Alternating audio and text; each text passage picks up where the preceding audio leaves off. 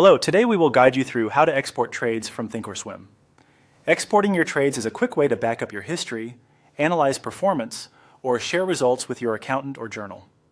To begin, open the ThinkorSwim platform on your computer and give it a moment to load your account data. Once the platform is ready, look along the top of the main window for the Monitor tab. This is the area that shows your account activity, including fills, orders, and trade history. Click Monitor to bring that view to the front. Before exporting, make sure the information you want is actually visible in the Monitor view. If you use multiple accounts or keep long histories, confirm the correct account is selected and that the time frame you care about is displayed. The export will reflect what's shown here, so having the right filters in place helps you get a clean, usable file. Now move your attention to the right side of the Monitor section's header. You should see a small icon with 3 horizontal lines, often called the menu or hamburger icon. Click that icon to open the action menu. From the list that appears, choose Export to File. This tells ThinkorSwim to package up the trades currently shown and prepare a file you can save on your computer. Your operating system will open a standard Save dialog.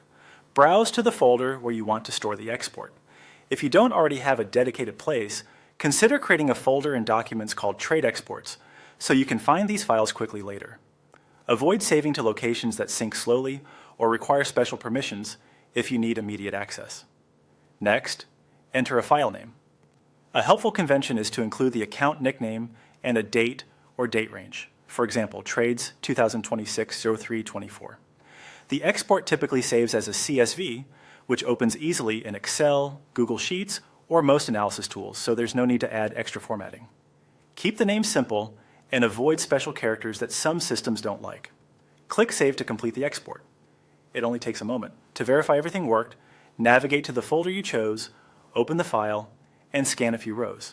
You should see columns like symbol, side, quantity, price, timestamp, and fees or commissions.